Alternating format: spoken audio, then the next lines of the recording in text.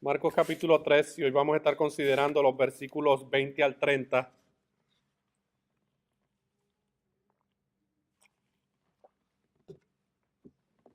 Marcos capítulo 3, versículos 20 al 30. Y hoy vamos a estar hablando de un tema que a lo mejor puede sonar ¿verdad? Con muchas preguntas y dudas, pero vamos a hablar acerca del pecado imperdonable. Y usted se preguntará, cara, ¿hay algún pecado imperdonable? Bueno, vamos a ver que las escrituras, hermanos, sí revelan que hay un pecado imperdonable. Yo creo que me acompañen ahí en Marcos capítulo 3, versículos 20 al 30. Y dice la palabra del Señor. Dice, y se agolpó de nuevo la gente, de modo que ellos ni aún podían comer pan. Cuando lo oyeron los suyos, vinieron para prenderle, porque decían, está fuera de sí. Pero los escribas que habían venido de Jerusalén decían que tenía a Beelzebú y que por el príncipe de los demonios echaba fuera a los demonios. Y habiéndolos llamado les decía en parábolas, ¿cómo puede Satanás echar fuera a Satanás? Si un reino está dividido contra sí mismo, tal reino no puede permanecer. Y si una casa está dividida contra sí misma, tal casa no puede permanecer. Y si Satanás se levanta contra sí mismo y se divide, no puede permanecer, sino que ha llegado su fin. Ninguno puede entrar en la casa de un hombre fuerte y saquear sus bienes si antes no le ata. Y entonces podrá saquear su casa. De cierto os digo que todos los pecados serán perdonados a los hijos de los hombres y las blasfemias cualquiera que sean, pero cualquiera que blasfeme contra el Espíritu Santo no tiene jamás perdón, sino que es reo de juicio eterno, porque ellos habían dicho, tiene espíritu inmundo. Padre, venimos delante de tu presencia en esta tarde, presentando mi vida y presentando la vida de este grupo de familias y de individuos que están aquí, Señor, para escuchar tu palabra predicada, Señor. Sin la gracia de tu Espíritu Santo para poder comunicar estas verdades, Señor, este trabajo y esta exposición es infructífera.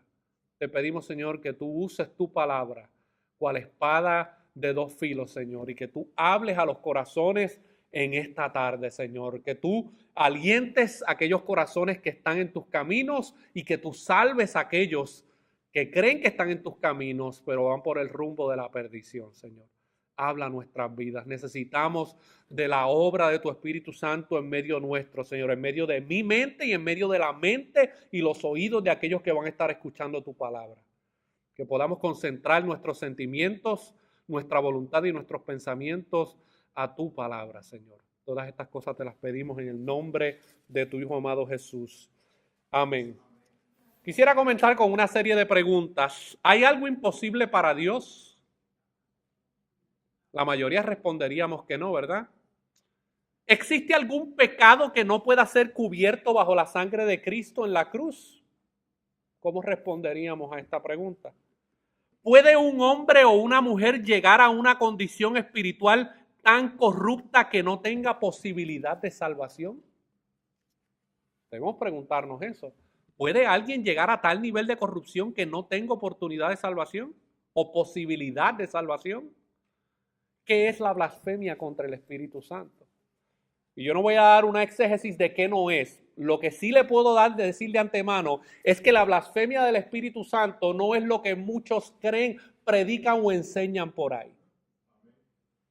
Por ahí hay mucha locura evangélica cristiana disfrazada de cristianismo sucediendo. Y cuando alguien se levanta y expone la falsedad de los falsos maestros y de las falsas prácticas, una de las primeras acusaciones que te van a hacer es, hey, cuidado, no vaya a ser que estés blasfemando contra el Espíritu Santo.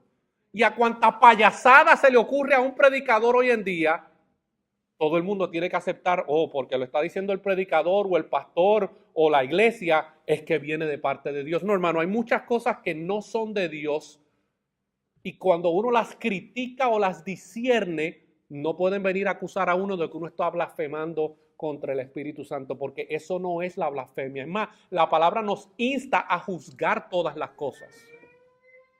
Estas preguntas pueden generar más dudas que respuestas para aquellos que no tienen un fundamento bíblico para responder a estas preguntas que acabamos de hacer. Pero mis hermanos, las Escrituras proveen respuestas a cada una de estas preguntas de una manera clara y contundente. Dios no deja la respuesta a estas preguntas a la imaginación de los hombres.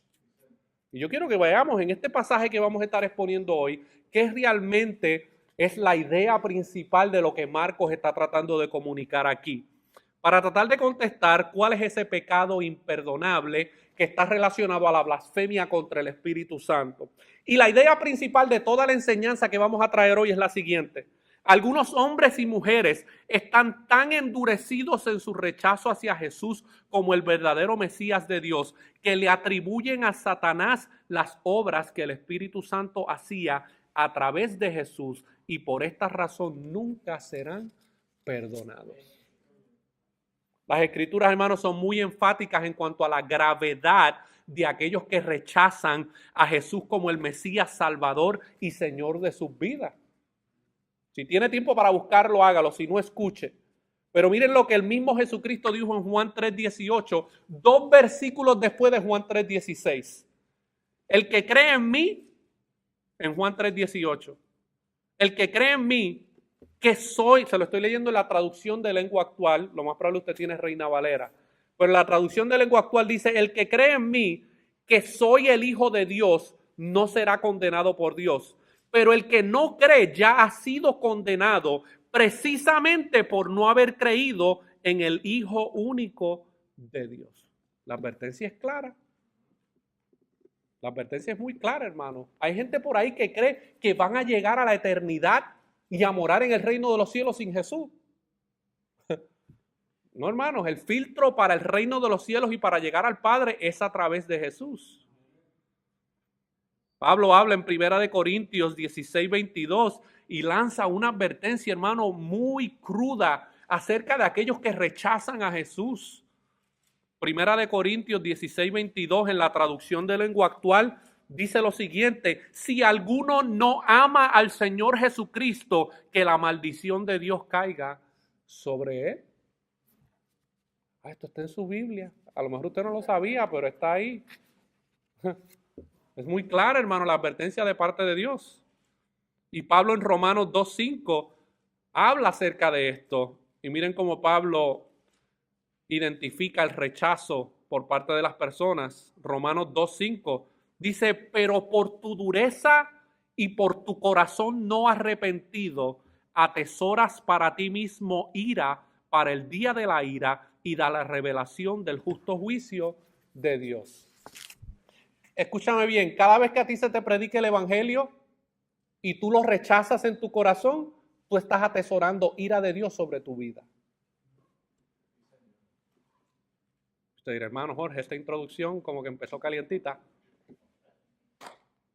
Mire, hermano, hoy hay una urgente necesidad de predicarle estas verdades a la gente, las quieran oír o no las quieran escuchar.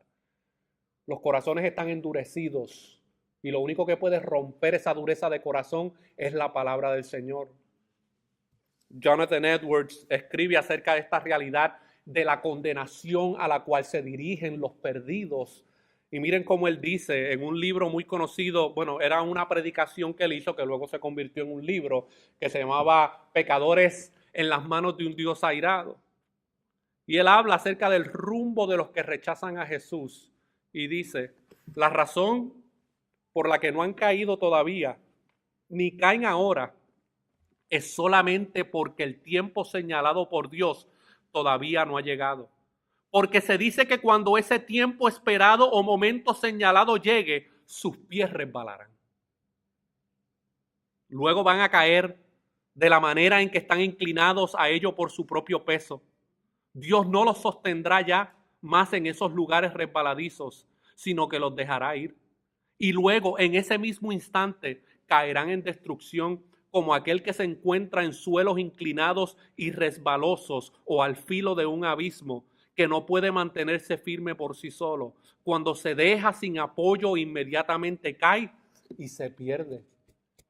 Y las personas, hermanos, que rechazan a Jesucristo y rechazan el mensaje del Evangelio, están en estos momentos inclinados sobre el abismo de su condenación. Y Dios los está aguantando todavía, hermano, en su gracia común.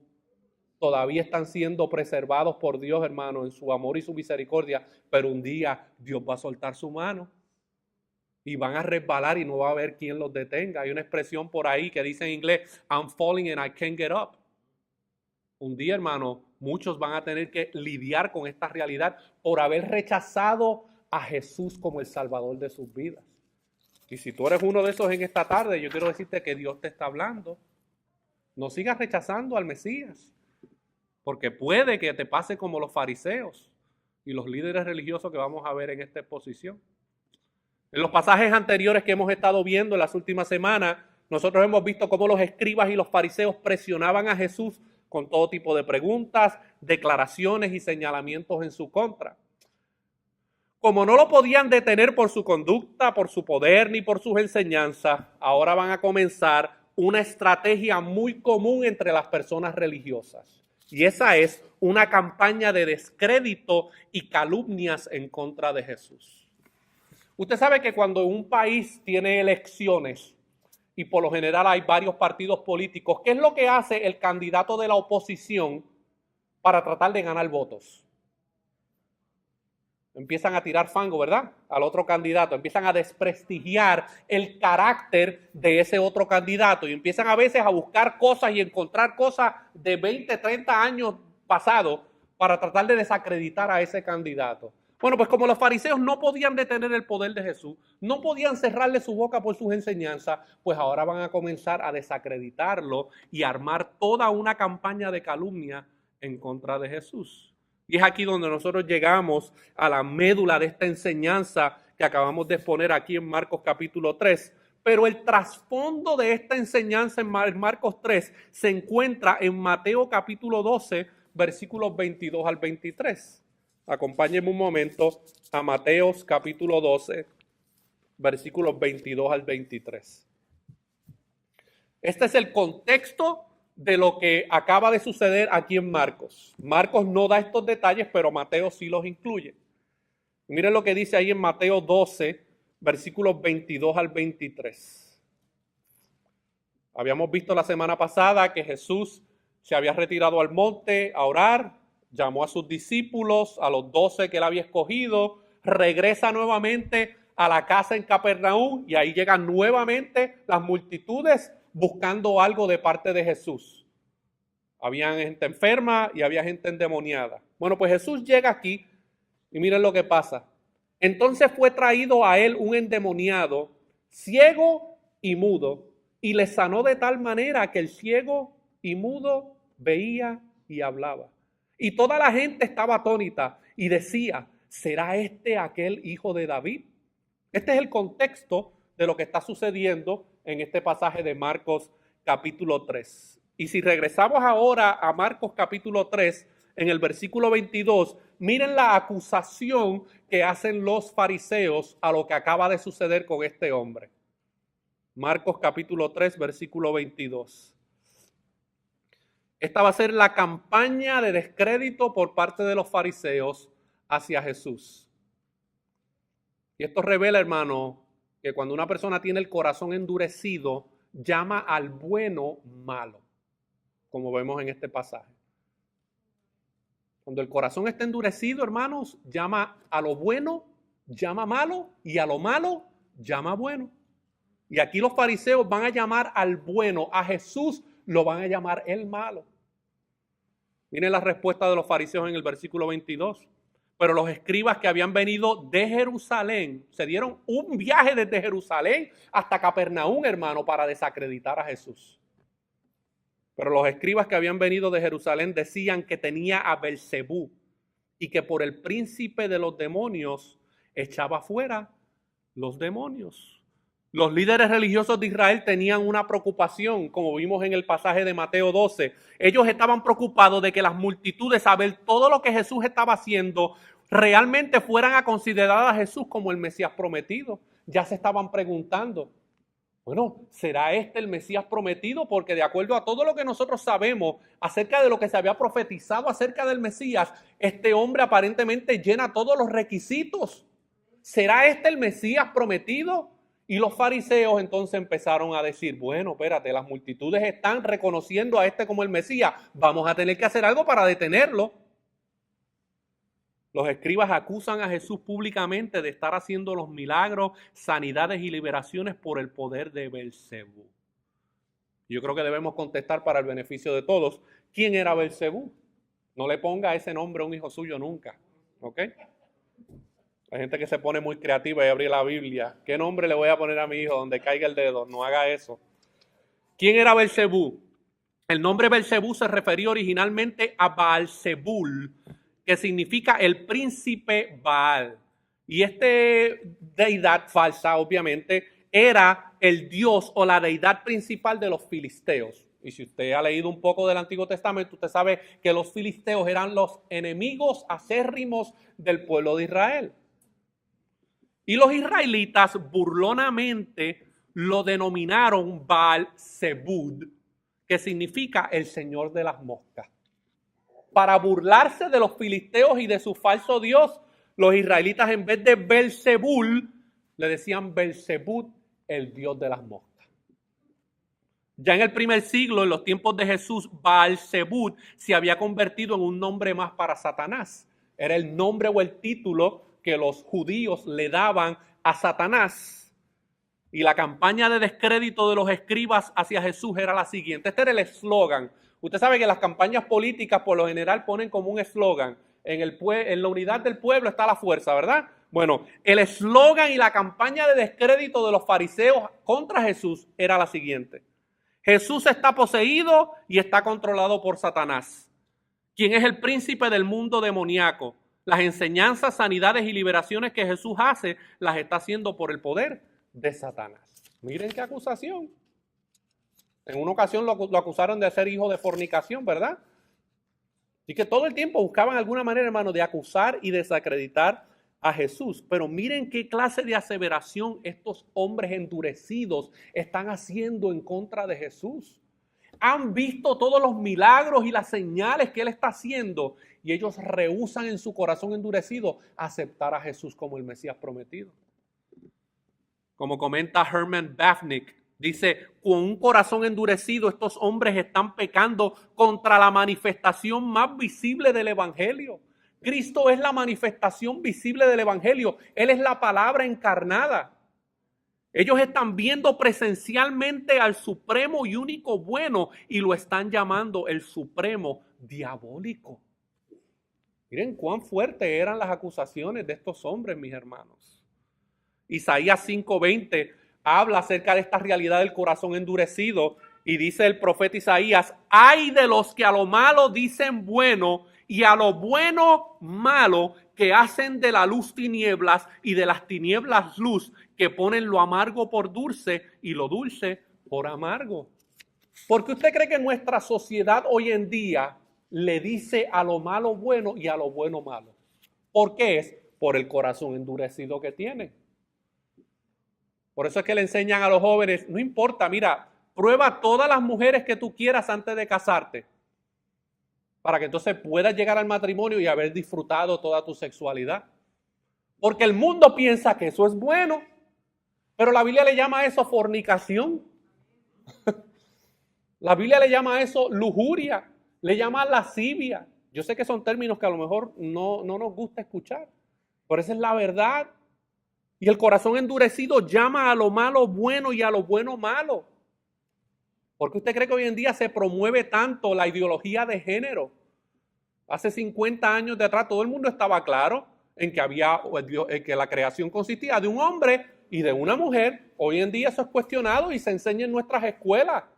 Y hay del padre que se levante y diga, yo no quiero que le enseñen esa ideología de género a mi hijo. ¿Por qué? Porque la sociedad, hermano, está tan endurecida que a lo malo dicen bueno y a lo bueno malo, que hacen de la luz tinieblas y de las tinieblas luz. Y estos hombres hombres religiosos se encontraban en tanta oscuridad espiritual que eran capaces de decir que Jesús estaba haciendo las cosas que él hacía por el poder de Satanás. Los escribas rechazaban persistentemente a Jesús y declaraban contra lo que el Espíritu de Dios estaba haciendo a través de Jesús. Aquellos que han sido testigos del poder de Dios y persisten en rechazar o negar a Jesús como el Hijo de Dios, van por el camino perverso de cometer el pecado imperdonable. Hay una advertencia, mis hermanos, clara de parte del Señor. Pero miren la respuesta que Dios le da, miren la respuesta que Jesús le da al corazón endurecido. Eso nosotros lo vemos en los versículos 23 al 27 de aquí de Marcos capítulo 3. Hay una respuesta al corazón endurecido. Jesús no tenía por qué responderle al corazón endurecido de estos hombres, pero él, hermanos, determina contestarle a la dureza de este corazón. Jesús quiere que las multitudes y los líderes religiosos de Israel reflexionen acerca de la acusación que están haciendo en su contra. Y él utiliza ahora el método de enseñanza muy común entre los rabinos y maestros, que era el uso de la parábola. Como ya nosotros sabemos, Jesús usualmente usaba las parábolas para que las multitudes incrédulas no pudieran entender lo que él quería enseñar. Ese era el propósito de las parábolas. Y los Jesús se dieron cuenta de que ese método de enseñanza la gente no los estaba entendiendo. Y fueron un día donde Jesús cambia de estrategia porque la gente no está entendiendo lo que tú estás diciendo por medio de las parábolas. ¿Y que Jesús les responde? No, es que yo no quiero que entiendan. Yo no quiero que vean, yo no quiero que oigan, yo quiero que se queden en la misma condición espiritual en que se encuentran por haberme rechazado. Y miren la respuesta al corazón endurecido que Jesús le da a esta audiencia de multitud que había ahí, pero especialmente a los líderes religiosos de Israel. Miren lo que dice el versículo 23. Y habiéndolos llamado les decía en parábolas, ¿cómo puede Satanás echar fuera a Satanás? Esto es una pregunta retórica que merece una respuesta. ¿Cómo puede Satanás echar fuera a Satanás? Si un reino está dividido contra sí mismo, tal reino no puede permanecer. Y si una casa está dividida contra sí misma, tal casa no puede permanecer. Y si Satanás se levanta contra sí mismo y se divide, no puede permanecer, sino que ha llegado su fin. El argumento de Jesús, hermanos, es muy claro. Cualquier reino o casa que esté en guerra contra sí mismo está destinado a la destrucción.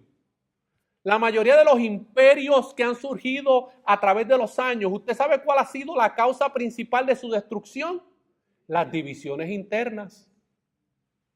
Muchas veces no fueron las derrotas de sus enemigos, fue el debilitar internamente la plataforma política y gubernamental. Y eso es lo que causa la derrota en muchos gobiernos. Bueno, Cristo está diciendo aquí que cualquier reino o casa que esté en guerra contra sí mismo está destinado a la destrucción. Por eso es que él le pregunta, ¿cómo puede Satanás echar fuera a Satanás? Si el propósito de Satanás es mantener a la gente poseída en esclavitud, ¿cómo Satanás entonces va a echarse a sí mismo fuera? Es imposible, ese no es su plan, esa no es su estrategia. Si Satanás está echando fuera sus propios demonios o destruyendo sus propias obras, entonces su reino estaría irremediablemente dividido. Si el propósito de Satanás es mantener a la gente en esclavitud y en cautividad, no tiene ningún sentido que él ahora mismo esté dejándolos libres por multitudes. No tiene ninguna lógica. Es absurdo y ridículo afirmar que si Jesús está trabajando para Satanás, Jesús esté cooperando con el propósito principal de Satanás, el cual es destruir. Y Jesús está haciendo todo lo contrario. Él, en vez de estar destruyendo, está trayendo vida a estas personas que se encuentran en esclavitud. Como dice un comentarista, el planteamiento de Jesús era evidente. Aunque el reino de las tinieblas es caótico y desordenado, el diablo no despliega a sus agentes para que peleen entre sí mismos. El hecho de que Jesús pasara su ministerio terrenal desenmascarando, enfrentando, reprendiendo y expulsando demonios proporcionaba una prueba evidente de que no estaba facultado por Satanás ni trabajaba para Satanás. Era imposible que Jesús fuera un mensajero de Satanás cuando lo que Jesús estaba haciendo era que destruyendo las obras del diablo. Jesús vino a construir y edificar el reino de Dios y a destruir el reino de Satanás. Era imposible de que él ahora estuviera haciendo todo lo contrario a lo que Satanás haría. Jesús ahora responde dentro de la parábola con una afirmación y declaración de su verdadero poder y autoridad sobre el reino de Satanás, y eso lo vemos en el versículo 27. Miren cómo Jesús responde con una afirmación que quería poner a la audiencia a pensar, mis hermanos. Dice el versículo 27, ninguno puede entrar en la casa de un hombre fuerte y saquear sus bienes si antes no le ata, y entonces podrá saquear su casa. Cuando un ladrón entra a una casa y hay gente, ¿qué es lo primero que el ladrón trata de hacer? Inmovilizar a las personas, ¿verdad? Para que alguien pueda, hermanos, detener al hombre fuerte que vive en esa casa, tiene que primero inhabilitarlo. Eso es exactamente, hermanos, lo que Jesús va a hacer con Satanás. El hombre fuerte aquí al que se refiere Jesús es Satanás. Su casa es su reino diabólico y Jesús es aquel que tiene la autoridad y el poder para atar a Satanás y liberar a aquellos que han estado cautivos bajo su poder. Y esto es lo que Jesús le está diciendo a estos fariseos, mi hermano, y esta multitud. Yo soy el que voy a atar al hombre fuerte en su propia casa, en su propio reino. Yo voy a desestabilizarlo, yo voy a ponerle límites.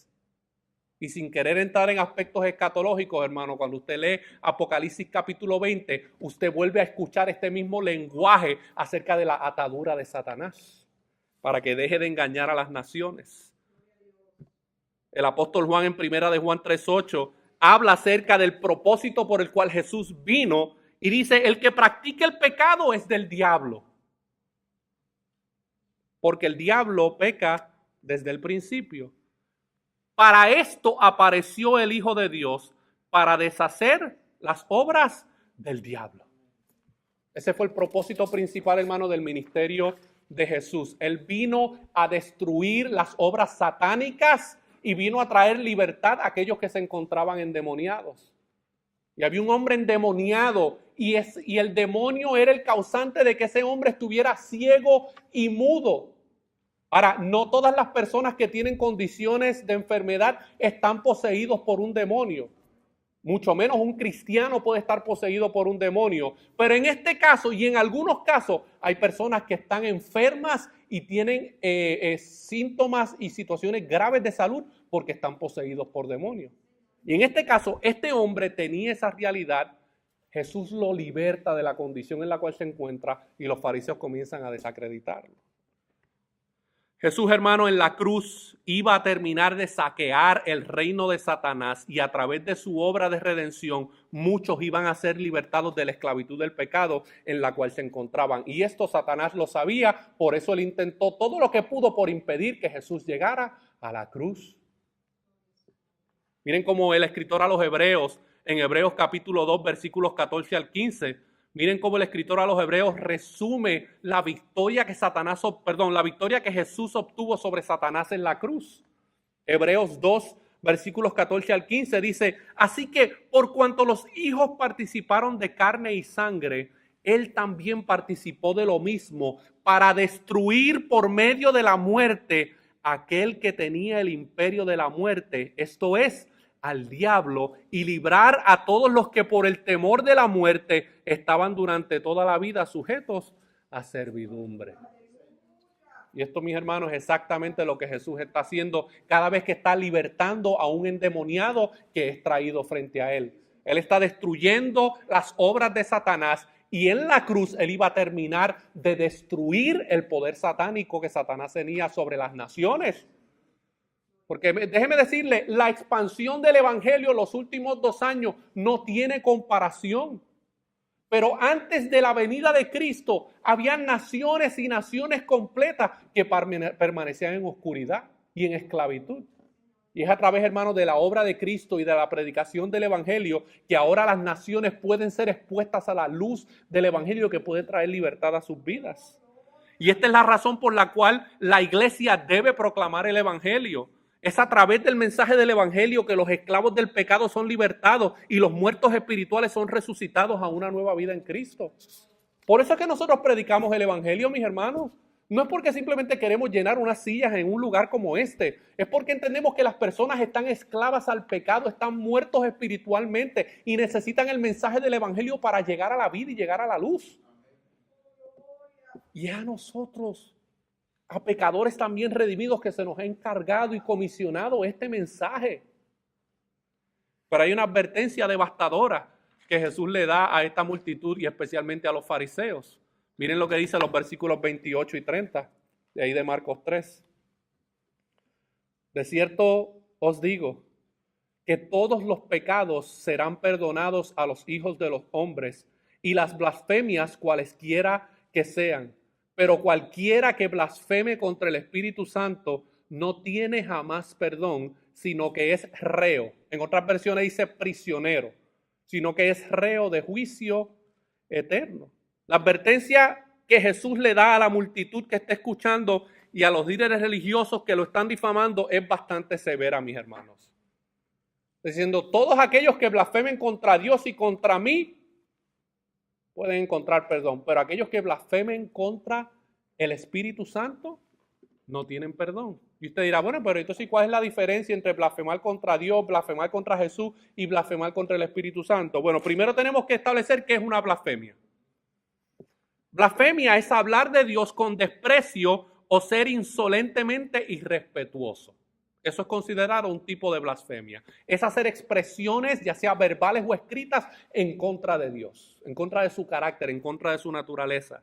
La blasfemia es un reproche verbal o escrito del nombre de Dios, de su carácter, su obra o sus atributos. Eso es considerado blasfemia. La blasfemia era un delito grave en la ley que Dios le dio a Moisés y un blasfemo podía ser reo de muerte. A los blasfemos los sacaban fuera del campamento y le entraban a pedrar por hablar en contra del carácter de Dios, mis hermanos. Cada vez que hacemos, dice un comentarista, cada vez que hacemos o decimos algo que da a los demás una falsa representación de la gloria, la santidad, la autoridad y el carácter de Dios, estamos blasfemando. Y los inconversos no se dan cuenta de esta realidad. Y ellos blasfeman a Dios, hermano, como si estuvieran bebiendo un vaso de agua. Cada vez que distorsionamos nuestra posición como hijos de Dios, estamos dañando su reputación. Afortunadamente, hermano, Jesús perdona incluso el pecado de este tipo de blasfemia. Porque ¿cuántos de nosotros antes de estar en Cristo hicimos expresiones blasfemas contra Dios? Injuriábamos el carácter de Dios, maldecíamos a Dios. Pero ese tipo de blasfemia encuentra perdón en Cristo. La situación, ¿cuál era el problema, mis hermanos? Es que en este caso, la blasfemia a la cual Jesús se refiere va mucho más allá de insultos o reproches hacia Dios. Jesús habló de un tipo de especial de blasfemia, aquella en contra del Espíritu Santo y que fue cometida por los líderes religiosos de Israel en el tiempo de Jesús. ¿Cuál era la situación de los líderes religiosos de Israel? La situación era que los fariseos eran testigos oculares de los milagros de Jesús, pero atribuyeron la obra del Espíritu Santo a la presencia de un demonio. Su interpretación del santo como algo demoníaco fue un rechazo a Dios deliberado, ofensivo y además imperdonable. En otras palabras, Jesús se había manifestado como el Mesías prometido en carne. Estaba cumpliendo todo lo que se había profetizado acerca del Mesías que vendría. Isaías había profetizado de que cuando el Mesías vendría, traería sanidad a los que estaban enfermos, haría milagros, haría prodigios y señales. Ahora está Jesús mismo, Dios encarnado, frente a ellos, haciendo estas cosas y ellos lo están rechazando personalmente. ¿Qué más evidencia podían pedir ellos acerca del Mesías? ¿Qué más argumentos necesitaban para entender de que Jesús era el Mesías prometido? Los líderes religiosos de Israel rehusaron creer en Jesús a pesar de haber sido testigos de todas las sanidades, milagros y liberaciones que Jesús había hecho frente a ellos, como evidencia de que Él era el Hijo de Dios, el Mesías prometido. Mantuvieron sus corazones endurecidos contra su propio Mesías. Ellos estaban esperando un Salvador, el Salvador llega. frente a ellos hace todo lo que la Escritura había dicho que él iba a hacer, y aún así por su corazón endurecido lo rechazan. ¿Hasta dónde puede llegar, hermano, el corazón endurecido de una persona que rechaza la verdad del evangelio? Hay gente que lo toma muy superficial y dice, pues el predicador ahí llamó al arrepentimiento y a creer en Jesús, pero eso es para la gente religiosa, esa que no tiene nada que hacer en su vida. Hay una advertencia, hermano, muy fuerte acerca de esta realidad. William Hendricks, quien comenta acerca de este tipo de endurecimiento y dice, hablando de los fariseos y de los líderes religiosos de Israel y de aquellos que aún hoy en día endurecen su corazón contra Jesús, dice, en lugar de arrepentimiento tuvieron endurecimiento y en lugar de confesión hicieron maquinación. Se sentaban en las esquinas a ver cómo iban a cuajar un plan de destrucción contra Jesús. De este modo, mediante su propia insensibilidad criminal y totalmente inexcusable, se condenaron a sí mismos. Su pecado es imperdonable por no estar dispuestos a recorrer el sendero que conduce al perdón. Para un ladrón, un adúltero y un asesino hay esperanza, pero para aquellos que teniendo todas las evidencias acerca de la deidad de Jesús y aún persisten en no arrepentirse y creer en Él, morirán en sus pecados y nunca experimentarán el perdón por haber rechazado al Hijo de Dios.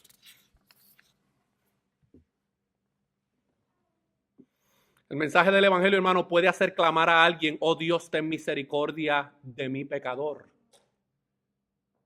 Y aquellos que somos creyentes aquí, hemos sido uno de estos. El mensaje del evangelio fue predicado, Dios abrió nuestros ojos y nuestros oídos y hemos clamado, oh Dios, ten misericordia de mí, como cantábamos hoy, ten piedad de mí, oh pecador. Pero cuando un individuo está endurecido, de modo que ha tomado la decisión de no prestar atención al llamado del Espíritu y ni siquiera escuchar la súplica y a la voz de advertencia, se ha puesto a sí mismo en el camino que lleva a la perdición. Y esto es triste cuando uno tiene familiares, personas que uno ama, compañeros de trabajo, amigos, que uno les predica el evangelio una y otra vez, gente que viene aquí, se sienta y se aparecen 4 veces al año y uno les predica el evangelio y les predica el evangelio y les predica el evangelio y continúan rechazando el mensaje del evangelio de Jesucristo.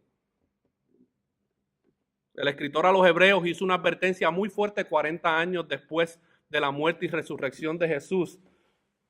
Y es una advertencia, hermano, muy severa a aquellos que, habiendo sido testigos del poder de Dios y del mensaje del evangelio, persisten en una actitud de incredulidad. Acompáñenme un momentito, Hebreos capítulo 2, versículos 1 al 4. Hebreos capítulo 2, versículos 1 al 4. Tenemos que entender que todo lo que está escribiendo el autor aquí no se está refiriendo a creyentes verdaderos nacidos de nuevo, justificados por sus pecados. Se está refiriendo a personas que han escuchado del mensaje del evangelio, de la gracia de Dios y deciden rechazarlo. Miren lo que dice Hebreos capítulo 2, versículos 1 al 4. Cuando el escritor a los Hebreos le escribe esta carta a esta audiencia, era una audiencia primordialmente judía, hebrea, de Israel. Y entre ellos habían personas que habían aceptado a Jesucristo como el Mesías y habían algunos como que sí y como que no, y habían otros que simplemente los rechazaban y querían continuar en su salvación por obras. Pero miren cómo dice Hebreos capítulo 2, versículos 1 al 4. Y si tú estás aquí y tú has rechazado el mensaje del evangelio una y otra vez, esta advertencia es para ti. Por tanto, es necesario que con más diligencia atendamos a las cosas que hemos oído, no sea que nos deslicemos. Porque si la palabra dicha por medio de los ángeles fue firme y toda transgresión y desobediencia recibió justa retribución, ¿cómo escaparemos nosotros si descuidamos una salvación tan grande? La cual, habiendo sido anunciada primeramente por el Señor, estos judíos habían escuchado el evangelio directamente por boca del Señor Jesucristo, muchos de ellos. Pero miren cómo continúa diciendo el texto. No fue confirmada por los que oyeron. ¿Quiénes fueron los que oyeron el mensaje del evangelio por la boca de Jesús? Bueno, podemos comenzar por sus 12 apóstoles, ¿verdad? Y luego las otras multitudes que vinieron y creyeron en él como el Mesías. No fue confirmada por los que oyeron, testificando Dios juntamente con ellos, con señales y prodigios y diversos milagros y repartimientos del Espíritu según su voluntad. En la exposición de la semana pasada nosotros vimos que Jesús llamó a sus 12 discípulos y ¿qué fue lo que les dio? Poder y autoridad para poder hacer sanidades y milagros. Así que ahora hay un grupo de judíos en Israel que han escuchado el mensaje del evangelio por medio de Jesús, por medio de los milagros y señales que él ha hecho. Han visto a los apóstoles predicar el mismo evangelio y hacer señales y milagros de la misma manera en que Jesús los hacía, y aún así ellos persisten en rechazar a Jesús. Unos capítulos más adelante, el escritor a los Hebreos vuelve a lanzar una advertencia mucho más severa contra aquellos que, habiendo escuchado el mensaje de salvación por gracia solamente, deciden rebeldemente volver a poner su confianza de salvación en un sistema de salvación por obras, y al hacer esto despreciar por completo a Cristo y su obra en la cruz. Miren lo que dice Hebreos capítulo 6, versículos 4 al 6. Y aquí quiero detenerme un momentito para tratar de explicar qué es lo que le está diciendo el autor aquí. Hebreos capítulo 6, versículos 4 al 6.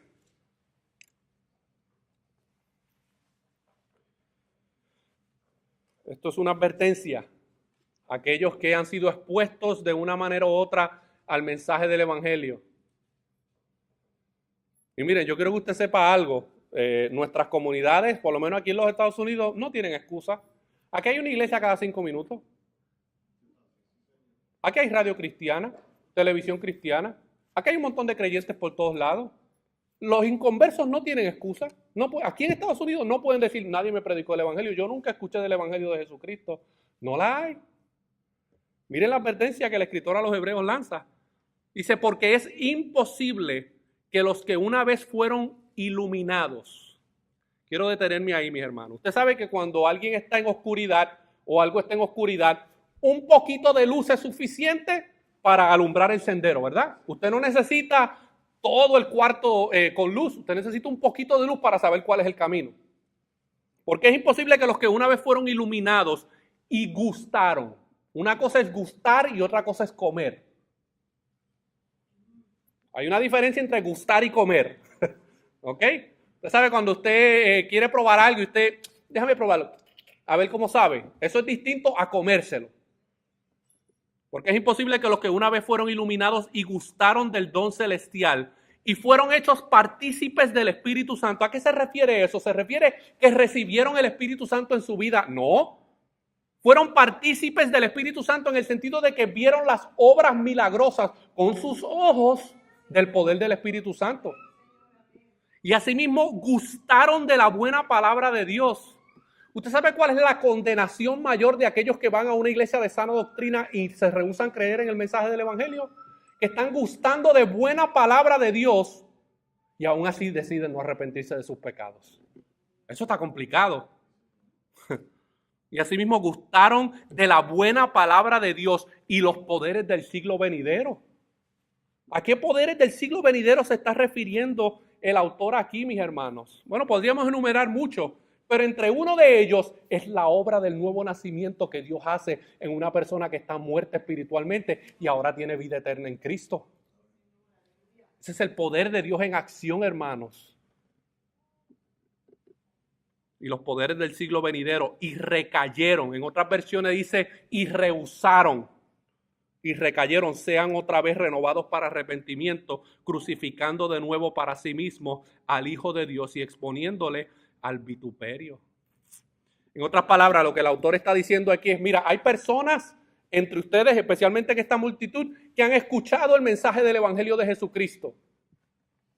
El mensaje del Evangelio de Jesucristo, hermano, no importa dónde se predique, es luz. Y hay algunos de entre esta multitud y posiblemente entre algunos aquí que la luz del evangelio se les ha presentado. Ustedes han gustado un poco del don de Dios porque han visto la obra transformadora que Dios ha hecho en algunos de ustedes. Esposas que oraban por sus esposos, esposos que antes oraban por sus esposas y han visto cómo Dios ha hecho una obra en sus corazones, pero aún así siguen en una actitud de incredulidad y de rechazo. Fueron partícipes del Espíritu Santo, vieron el poder del Espíritu Santo en acción, sanidades, milagros, transformaciones en la vida y aún así deciden rechazar al Hijo de Dios, están exponiéndole a vituperio. Y eso era exactamente lo que los fariseos estaban haciendo aquí, vituperando el nombre de Jesús al rechazarle, mis hermanos. Las evidencias que muestran a Jesús como el Hijo de Dios son irrefutables e innegables. Rechazar estas evidencias es el sello de la perdición absoluta y eterna. ¿Y usted sabe cuál es el sello de condenación más grande para una persona? Que Jesús resucitó entre los muertos. Y Él es quien dijo que Él iba a ser, hermano. Y Él es quien dijo que Él era. Él resucitó entre los muertos, comprobando que Él tiene poder sobre la vida y sobre la muerte.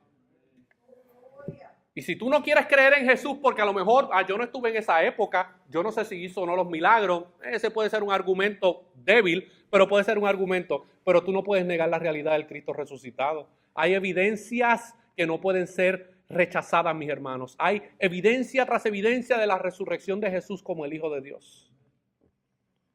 Pero el autor a los Hebreos, hermanos, concluye con otra advertencia mucho más severa que las demás. Y miren lo que dice en Hebreos 10, versículos 26 al 31.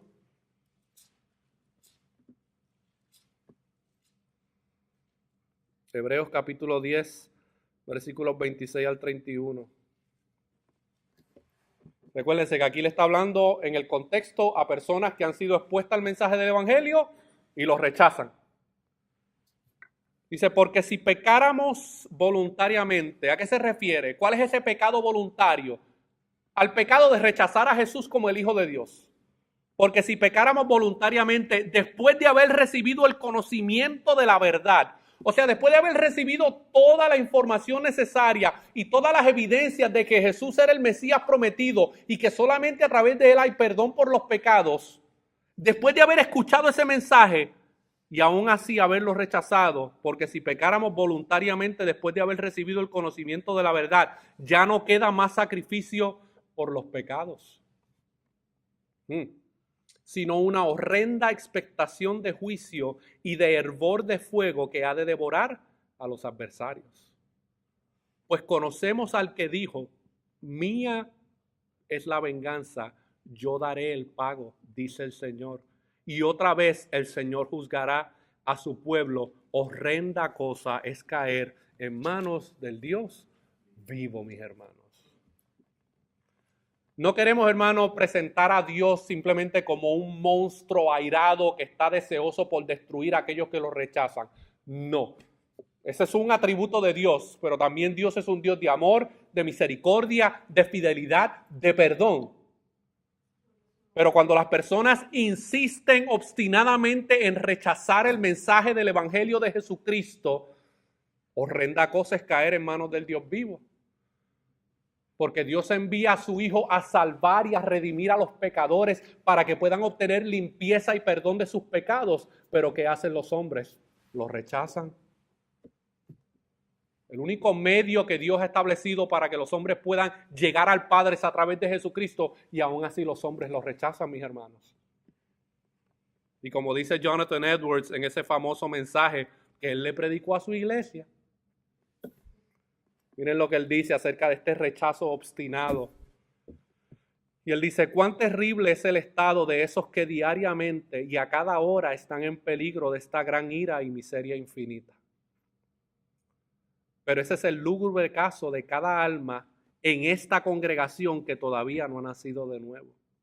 No importa cuán moralistas, estrictos, sobrios y religiosos ustedes puedan ser. Por favor, considera esto, quien quiera que seas. Hay razón para pensar que hay muchos ahora en esta congregación oyendo este mensaje que eventualmente serán objetos de esa miseria por toda la eternidad. No sabemos quiénes son, ni en qué asientos están, ni qué pensamientos tienen ahora. Puede ser que ahora estén muy cómodos y oigan todas estas cosas sin ser perturbados, y tal vez estén engañándose a sí mismos de que ellos no serán esas personas. Y él concluye con una pregunta: ¿eres tú uno de los que crees que escaparás la ira de Dios por haber rechazado a su Hijo? Esta fue la pregunta que Jonathan Edwards le hizo a su congregación hace unos 200, 300 años atrás. Y es la misma pregunta, hermano, que Dios nos hace hoy en día. ¿Cómo escaparemos de esta salvación tan grande, hermano, si rechazamos al dador de esa salvación? Y es posible que muchos se vayan de aquí en esta condición y sigan viviendo su vida de pecado, su vida de rebeldía, su vida falta de arrepentimiento por la dureza de su corazón. Y yo quiero concluir, hermano, en esta tarde, para que ustedes se vayan claros de qué es el pecado imperdonable, qué es la blasfemia contra el Espíritu Santo. El pecado imperdonable es cuando una persona con conocimiento, con intención y persistencia le atribuye a Satanás las obras que Dios hace en y a través de Jesús, bajo el poder del Espíritu Santo, el cual testifica de estas cosas en los corazones. Hoy en día, físicamente, nadie puede blasfemar contra el Espíritu Santo. ¿A qué me refiero? Para blasfemar contra el Espíritu Santo tenía que estar Jesús presente, físicamente en carne. Pero hoy en día sí hay otro tipo de blasfemia que tiene el mismo resultado que de la blasfemia del Espíritu Santo. Y ese es el rechazar al Hijo de Dios como el Mesías prometido. Todos aquellos hermanos que rechazan a Jesús como el Hijo de Dios y el Salvador de su vida van a enfrentar la misma condenación que enfrentaron los fariseos que cometieron el pecado imperdonable que fue la blasfemia contra el Espíritu Santo. ¿Por qué? Porque la blasfemia del Espíritu Santo es que Jesús mismo está en carne haciendo todas estas cosas. El Dios encarnado, el eterno Dios está ahí frente a ellos y ellos deciden rechazarlo. 7 cosas que nos podemos llevar en esta tarde para que usted no se vaya de aquí pensando, ¿seré yo un blasfemo contra el Espíritu Santo? No, tranquilo. 7 aplicaciones que podemos sacar de esta enseñanza, mis hermanos. La blasfemia contra el Espíritu Santo es un pecado que se comete con pleno conocimiento. No es un pecado accidental. No es como que, ay, lo habré cometido o no. No. La blasfemia contra el Espíritu Santo, hermano, y la blasfemia contra Jesús y el rechazar al Hijo de Dios es un pecado que se comete con pleno conocimiento. Usted tiene todas las evidencias y todos los argumentos bíblicos y aún así decide rechazarlos. Es una disposición continua del corazón de rechazar la convicción del Espíritu Santo y sus obras.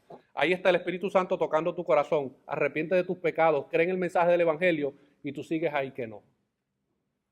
Que yo tengo una mejor vida que alcanzar, que yo tengo metas por lograr. Yo no estoy listo para rendirle mi vida a Jesús. Es una declaración verbal de atribuirle las obras del Espíritu a Satanás. Es un rechazo obstinado a la gracia de Dios en Jesús. Dios extiende su gracia, hermano, por medio de la predicación del Evangelio. Y la persona sigue obstinada en rechazarla. No que yo tengo unos planes, no que yo tengo una idea, no que mi abuelita me enseñó. El Evangelio se te ha sido predicado. ¿Por qué sigues con tu corazón endurecido rechazándolo? Su raíz es la incredulidad. Por eso es que es imperdonable.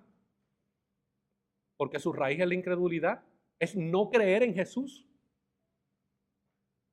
Es un pecado que un verdadero creyente nacido de nuevo no puede cometer. Si usted es nacido de nuevo, usted no se tiene que preocupar por esto. De hecho, la razón y evidencia de que usted no ha cometido este pecado es que usted es un creyente nacido de nuevo y que ha puesto su confianza en Jesús como el Mesías. Y no es un pecado cometido por una persona que está preocupada si ha cometido este pecado imperdonable. ¿A qué nos referimos, hermano? Si usted en estos momentos está sentado pensando, ¿habré yo cometido este pecado imperdonable? Y está preocupado por eso, usted no lo ha cometido. Y menos si usted ha creído en el mensaje del Evangelio de Jesucristo. Los pecadores se irán al infierno no por adúlteros, fornicarios, ladrones, homosexuales, mentirosos, asesinos, calumniadores, idólatras y borrachos. Los pecadores irán eternamente a la condenación sin oportunidad de salvación, porque aquí en la tierra obstinadamente rehusaron creer en Jesús, el Hijo de Dios. ¿Usted cree que cuando Jesús dijo, yo soy el camino, la verdad y la vida y nadie viene al Padre si no es por mí, usted cree que él estaba relajando? Él no estaba relajando, hermano, eso no era un chiste. Esa era la verdad. Su rebelión nunca será perdonada porque en esta vida rechazaron al único que podía perdonarlos. Si Jesús es el único que puede perdonar tus pecados y tú sigues obstinadamente rechazándolo, no le eches la culpa al pastor ni a la iglesia, ni a los hermanitos y a las hermanitas que a veces te pueden fallar o pecan también porque pecan. No use eso como excusa. Tú necesitas tú individualmente poner tu confianza en Jesús como tu exclusivo Salvador. Tú necesitas reconocerlo como el Señor y Salvador de tu vida. Y hay una advertencia muy clara. A lo mejor físicamente no puedes cometer la blasfemia contra el Espíritu Santo porque Jesús no está presente en estos momentos en carne, pero sí puedes cometer la blasfemia de rechazarlo como el único Salvador sobre tu vida. Y yo concluyo, hermano, con las palabras de Pablo en Romanos capítulo 5, versículo 8. Miren lo que Pablo dice en Romanos capítulo 5, versículo 8.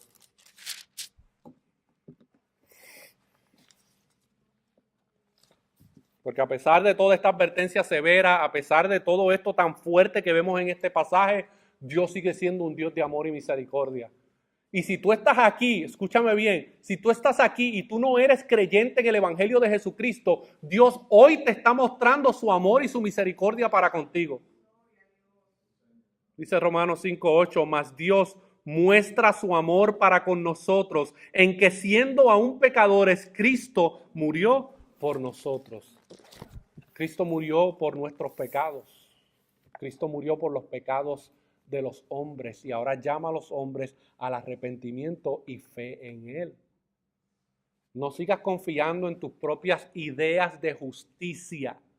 Confía en lo que la palabra de Dios dice acerca de quién es Jesús, acerca de lo que Él está dispuesto a entregarte, a darte, si tú pones tu confianza en Él y confías en Él como tu Señor y tu Salvador. Hay una advertencia seria. Y como he dicho en otras ocasiones, el mejor sitio para usted estar es en una iglesia local, donde la palabra está siendo proclamada. Pero ¿sabes qué? Que también es el peor sitio donde tú puedes estar. Porque si tú estás ahí escuchando la palabra de Dios y cierras tu corazón contra ella, tu corazón cada día se va a endurecer más y más. Así que es el mejor y el peor sitio donde puedas estar. Donde la palabra y la verdad está siendo proclamada y tú en tu corazón no arrepentido, decides seguir rechazando al único que puede darte vida eterna. Oremos.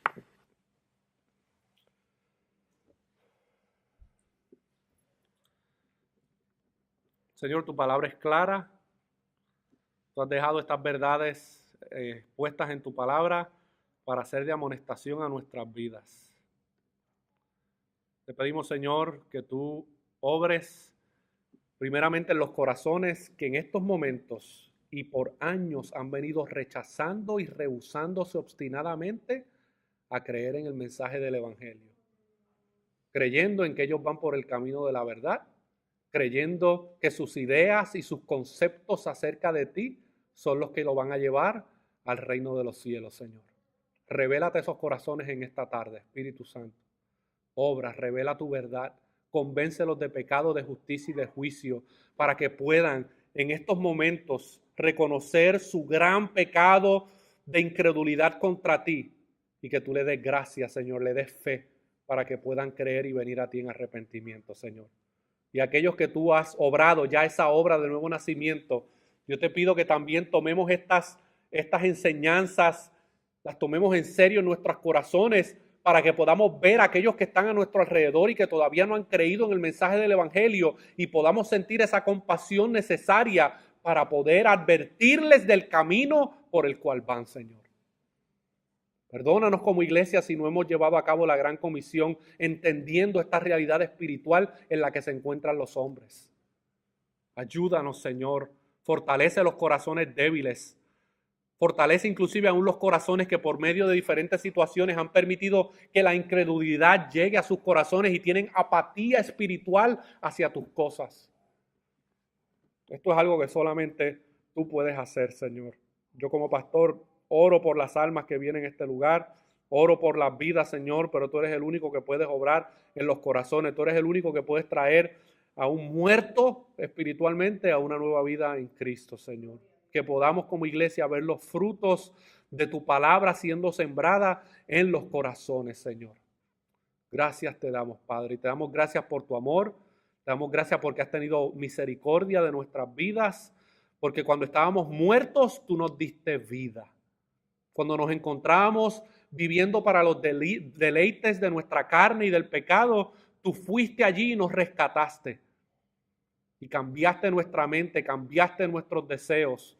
Y ahora somos una nueva criatura en Cristo por la obra que tú hiciste en la cruz, Señor. En la cruz tú tuviste la victoria final sobre la muerte y el pecado y el reino de Satanás, Señor. Y yo te pido que en esta tarde, por medio de tu palabra, si aquí hay personas que todavía están esclavizadas bajo el reino de las tinieblas, que tú obres en sus vidas y los traigas al reino de la luz admirable en Cristo Jesús. Todas estas cosas te las pedimos en el nombre de Jesús. Amén.